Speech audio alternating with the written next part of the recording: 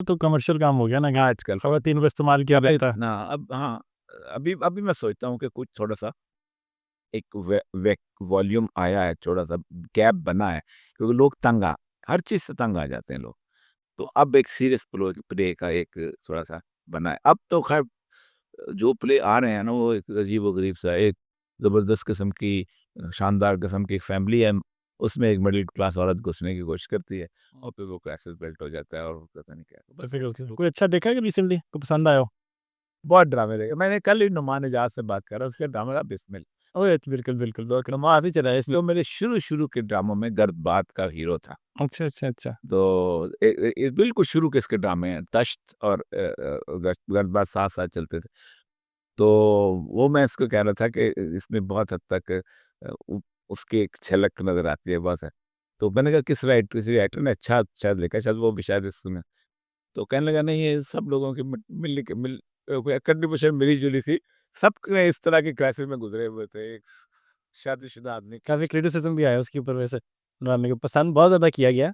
Ending के ऊपर उनको मिल गया, लेकिन लोग कह रहे थे कि नहीं ठीक नहीं, जाके अब मैसेज अच्छा नहीं दे रहे शौहरों को। मैंने कहा भाई देखिए, मसला ज़रा ये होता है कि प्रेम में सारी रियलिटी नहीं होती। हुँ, प्ले के अंदर आप एक ग्लोरिफिकेशन भी करते हैं कुछ चीज़ों की। आप फैमिली लाइफ़ की ग्लोरिफिकेशन करते हैं और उसको आइडलाइज़ करते हैं, क्योंकि प्ले ज़िंदगी में अगर आप ये कहें कि जी चारों तरफ गंद है तो मैं दुनिया को गंद ही दिखाता हूँ, तो वो बात इशफाक साहब बड़ी अच्छी बात करते थे कि एक शख्स ने कहा किसी को कि मक्खी जो है उसके 1000 आँखें हैं। हुँ।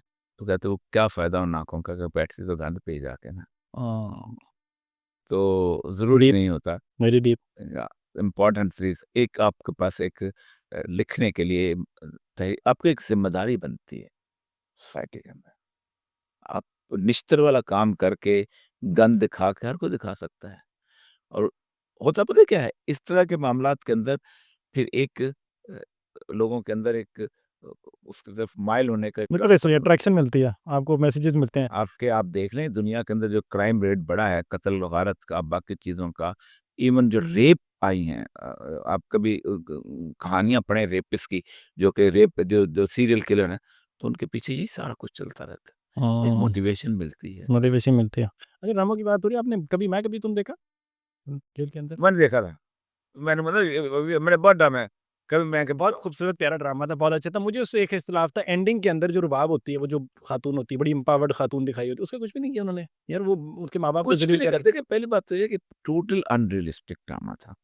उसकी बुनियादी वजह ये है कि कभी ऐसा भाइयों के अंदर इस तरह का इख्तिलाफ हो नहीं सकता कि वो पैसे छुपा के उसको भाई को घर से निकाल दें। कभी इस तरह का सूरत-हाल नहीं बनती कि आप एक एक गेम डिज़ाइन करें और फिर 1 साल के अंदर-अंदर आप टाइकून बन गए नहीं, इस तरह गेमर्स के। बहुत पैसे छाप रहे हैं आजकल वैसे। नहीं, जो भी है लेकिन इतने ये नहीं छाप सकते कि आप बाप का घर भी दोबारा खरीद लें और ये कर लें।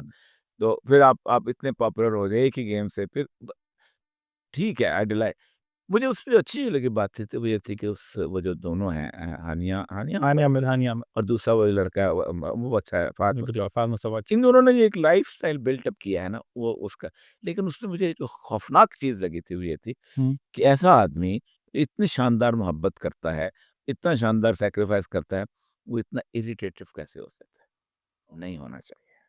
कि उसकी को माँ रीज़न उसके भी लिए नहीं था। खाना बना के भेजती है, हाँ, तो उसकी माँ से भी वो ऐसा होता नहीं है। अच्छा लेकिन सारी ज़िंदगी बेचारा ज़लील भी बहुत हुआ था। जितना भी इस तरह की पर्सनैलिटी जो फिर बहुत खौफ़नाक होती है, वापस नहीं आया करती। थोड़ी-सी साइकोलॉजी मैंने पढ़ी हुई है। चलिए गुड ही इंटरेस्टिंग हो भाई ज़िंदगी में सोचा नहीं था कि हमारे ड्रामों के ऊपर हम रिव्यूज़ दे रहे होंगे, लेकिन ये सब कुछ चला है। अच्छा म्यूज़िक सुनते हैं? जी, मैं बहुत सुनता रहा हूँ। मैं मतलब कैसा म्यूज़िक पसंद करते हैं?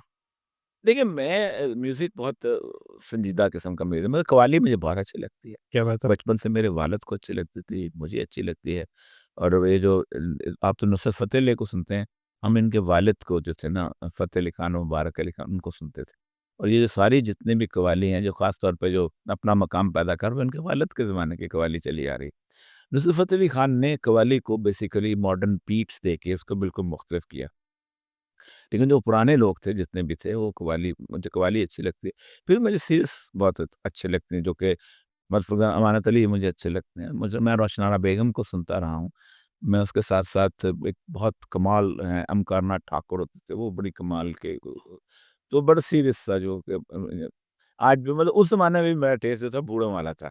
वो कहते हैं कि तुम बूढ़े हो, तो आज तो खैर महा बूढ़े वाला टेस्ट हो गया ना किस से आप कहते तो म्यूज़िक तो इवॉल्व बहुत ज़्यादा हो गया अब, म्यूज़िक चेंज हुआ है। प्रेज़ेंट एरा के अंदर जिन्हें 2024 का कोई एक हैं। ट्रैक। रूपर्ट मर्डॉक ने एक बात की है, हुँ, वो बंदा है कि जो 25 स साल के ज़माने में उसने एक अखबार शुरू किया था न्यूज़ीलैंड में। हुँ, फिर वहाँ से आया, उसके बाद उसने फिर एक एम्पायर खरीद ली। उसने कुछ 30% जो है मीडिया उसका हाथ में, ठीक है। और वो ये सीएनएन और ये वो सब खरीद-खराद दिया। उसने 4 चीज़ें बताई थी कि अगर आप इस दुनिया को रूल करना चाहते हो और इनको लोगों को अपने काम पे लगाना तो 4 चीज़ें करो, तो आप कंट्रोल कर लोगे। नंबर 1, उसने कहा था तमाम म्यूज़िक इलेक्ट्रिक कर दो। क्योंकि जो म्यूज़िक आम सादा होता है, मसलन जो बांसुरी सुनता है, जो तबला सुनता है, जो सारंगी सुनता है, जो सितार सुनता है, वो एक सुकून और इत्मीनान की सूरत में, मतलब बिस्मिल्लाह खान मुझे बहुत पसंद है। उसकी शहनाई से सुनते हुए बंदे को नींद आ जाती है। और मौसीकी के बारे में उसमें एक अक्सर औक़ात देखा जाता है कि अगर वो वाली मौसीकी आप सुने ना जो पुरानी, तो उस दौरान आपको किसी किस्म के गुनाह का ख़्याल नहीं आता दिमाग के अंदर। बड़ी कमाल की मौसीकी है। मैंने इसकी इंतहा देखी बनारस में। ठीक है। बनारस में ना रात को, हर रात को गंगा को सुलाते हैं हिंदू, और वो उसके वो लोरी गाते हैं, वो भजन सा। आपको वाक़ई नींद आ जाती है, इस तरह की वो मौसीकी होती है। तो उसने कहा था एक तो इलेक्ट्रॉनिक कर दो, सारी की सारी म्यूज़िक। मीडियम का ज़माना है। डांस करेंगे, ये करेंगे, वो करेंगे, हिजान में आएँगे, अपना सारा कुछ निकाल के सो जाएँगे। दूसरा उसने कहा था कि कॉन्स्पिरेसी थ्योरी को आम कर दो। हम क्या कर सकते हैं? जो करता है अमेरिका करता है। हम कुछ हुँ, भी नहीं कर सकते। जो करता है फलाँ करता है, जो करता है उसके बगैर कुछ नहीं हो सकता ये।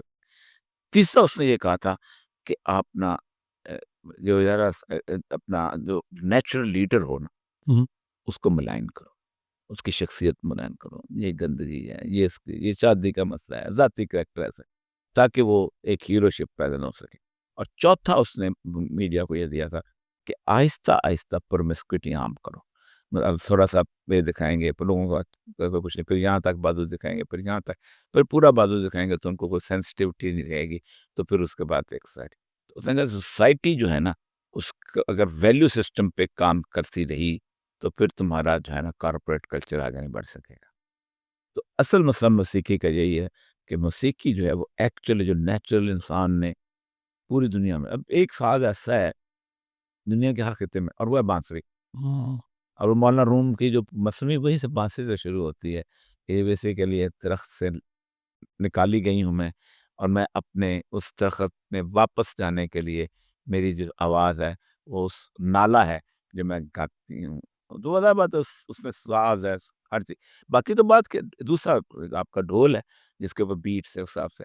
तो मेरी पसंद जो है वो उस किस्म का है, गीत है जो कि मैं सुनता हूँ, मुझे अच्छा भी लगता है। बिल्कुल, क्या बात है, खूबसूरत बात है, वैसे बात बिल्कुल ठीक है, काफ़ी ज़्यादा म्यूज़िक चेंज करके, इवॉल्व करके हमारी जनरेशन के लिए तो यही म्यूज़िक है और उसके अंदर अच्छे आर्टिस्ट भी आए हैं, लेकिन ये एक डिफरेंट मौसीकी की बात हो रही है।